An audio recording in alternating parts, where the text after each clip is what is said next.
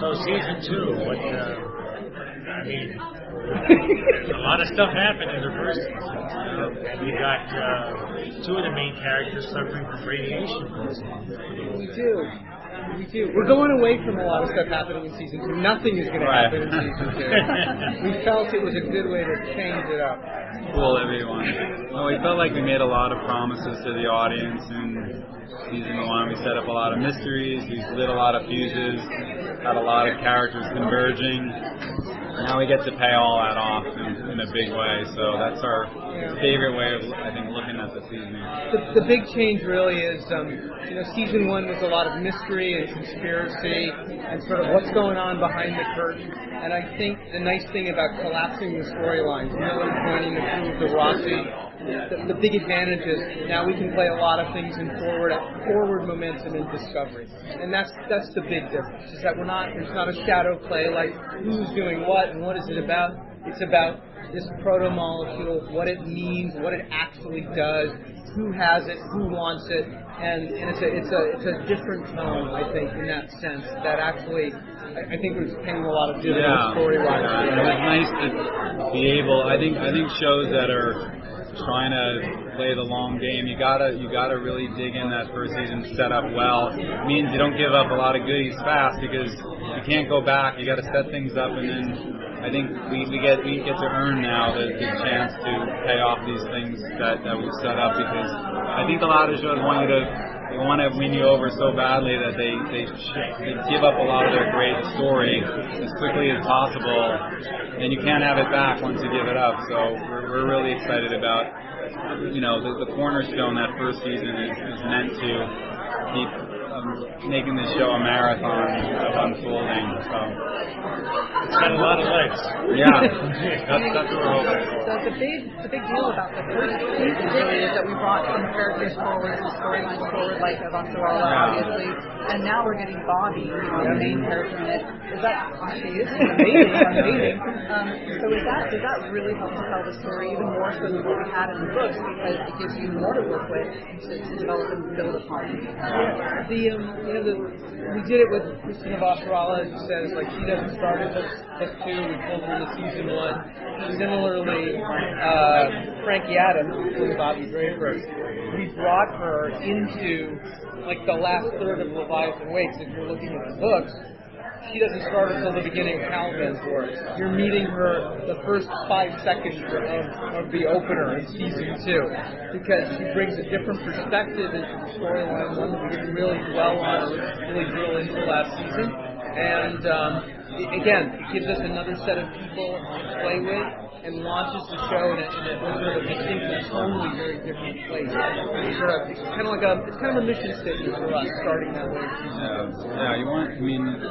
Avantarala was about Earth, it's like, I don't want to wait till book 2 to start saying what's going on Earth while Holden and Miller are blowing up the whole solar system. I want to know how it affects Earth. And in this, how does all this affect Mars, and what's the Martian point of view?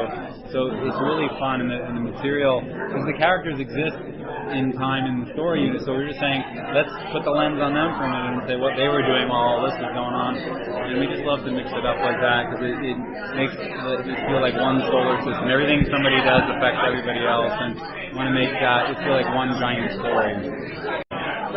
The heart of the mystery this year really is the proto-molecule. What is it? How is it changing? What does it mean? What is it trying to do?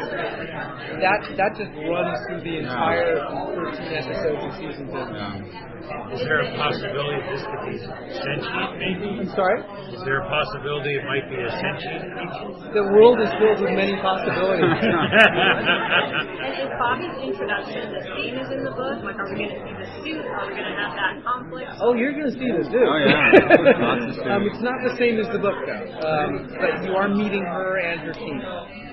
Meeting her, like we had said, what was she doing while all this other stuff was going on? So you're meeting her earlier than the book allows you to meet her. It's a little bit like a prologue, actually. Yeah. It's like, it almost exists a little bit out of time. You're meeting Bobby on Mars. It could be happening some point earlier in season 1. Yeah. It's like, but it doesn't really matter, because it's like, a prologue is actually a great way to describe it. So as somebody with an African American daughter, representation is really important to me, and I love the representation in the show. How intentional was making sure that the cast is Extremely intentional. The authors of the books were like, we'd rather not make Bobby Draper, 5'8" blonde girl, We've tried as much as possible to maintain that. And just to reflect the world as it exists, and not as a way to win points for the show, just to reflect the world as it is becoming. And we've actually changed. We made a character, a white character, who wasn't white in the book for a very specific story reason. And it always is dictated by the truth of the story and the world as we exist in now, and as it might evolve in the future, and as the one culture kind of becomes the thing as opposed to different cultures. And I think we just want to stay truthful and realistic, and not in every respect try to reflect the world that is, not a science fiction. Is it more of a challenge to make a series that's based on a series of existing books than it is to come up with something that doesn't already have a well-established source material? I think both of those things, are hard in different ways. What's great about having a book series like The Expanse is the world is so beautifully realized and deeply thought through. And that, for genre, is incredibly important. It's like when people say, "Oh, this feels like a real place," or these things seem to have an internal logic to them.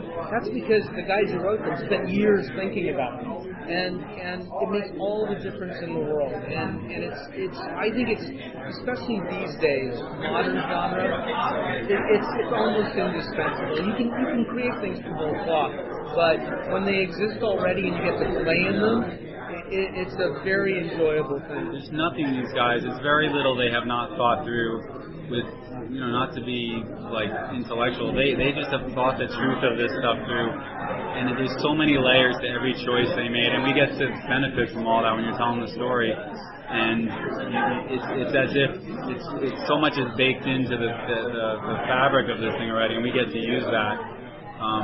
It's like a gift to storytellers. You usually have to invent all that from whole cloth, and this is like now we can play with something that's make it work for the screen instead of figuring out what the hell is it. They've given us a tremendous amount of riches with this series.